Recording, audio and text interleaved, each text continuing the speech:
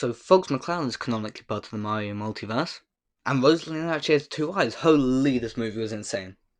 So yeah, it's been a while since the Galaxy movie came out, and I'm finally dropping my review of it. And I have to say, it is quite good.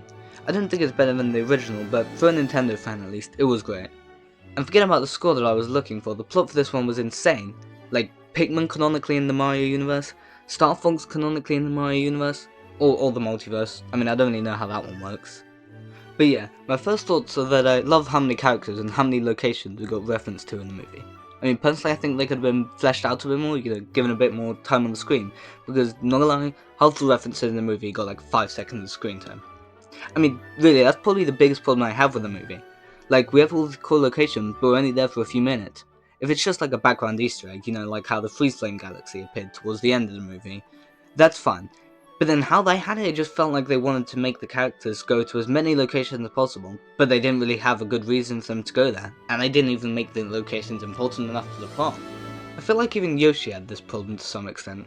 The Mario Brothers are just going to Toast Arena to try and fix a pipe in the inverted pyramid, that makes sense, it's their job. But then they find Yoshi, and there isn't really much of an explanation as to why he caused the pipe problem, and presumably also the pyramid to fall down, since in the original and in Odyssey, we see that the pyramid is not meant to be on the floor. Even ignoring the fact that a tiny dinosaur managed to make a pyramid fall down, Yoshi's inclusion still felt kind of forced to me. As Toad put it, "So some dinosaur just shows up and he's now part of the group." But enough complaining for now, and back to the score that I was talking about. I mean, it was great. The highlight for me was the airship on Marcy towards the start of the movie. As that scene happens, we get that intense airship thing, and man did that take me back.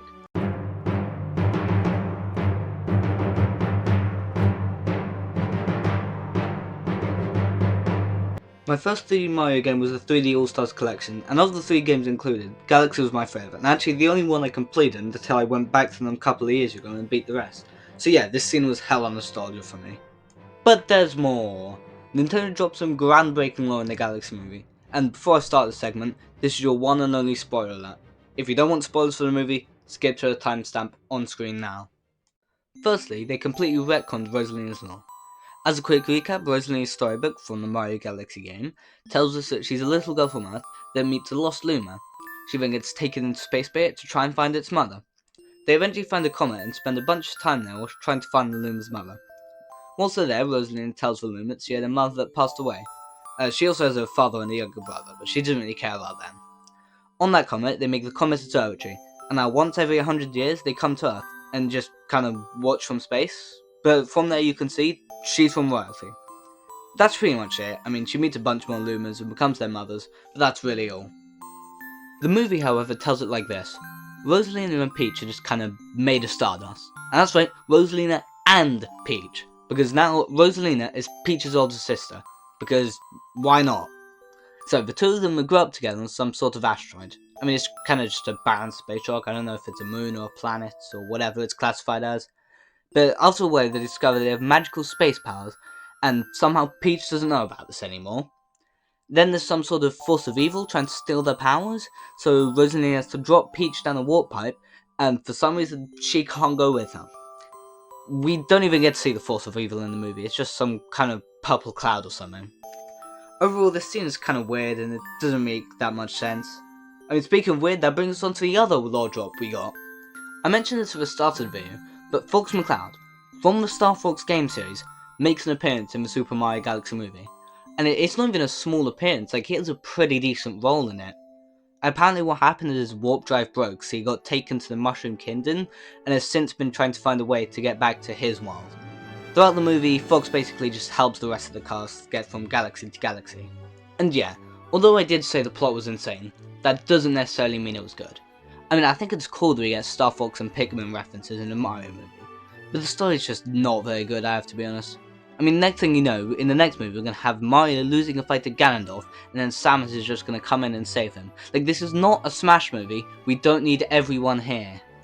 But back to another thing I love about the movie, and that's Jack Black's new song, There Once Was a Man Named Mario. Compared to Peaches, which is more of a meme than anything, this is genuinely a banger. I'll link it down in the description down below, because this song actually goes hard. But it is back to complaining again, because why didn't they put this in the movie? This alone would have made it so much better. Like, at least put it as an after credits scene if you can't fit it in the actual movie, because this song is just so good. and they just didn't put it in. Like, why? But we're gonna forget about what I think for a while now, because I asked a couple of my friends what they thought about the movie, and they aren't Nintendo fans, so it'll be nice to get some different opinions. They basically mentioned how they loved all the new characters that were added into the movie, and all the appearances they got, and they also mentioned how they loved the family interactions between Bowser and Bowser Jr., although BGR's eyes were kind of off-putting, and they hated how it looked. Overall, they thought it was a great movie, and they enjoyed watching it, and as one of them said, Bowser is a great dad. In conclusion, the Mario Galaxy movie was a lot like the first, with an absolute mountain's worth of Easter eggs, and a great score. However, this mountain of Easter eggs is what brings the movie down. It feels like everything was thrown together with not much of a thought towards the story, and not giving the characters or locations a chance to shine. What do you think about the Mario Galaxy movie? Let me know down in the comment section below. Have a wonderful rest of the day, and I'll see you guys in the next one.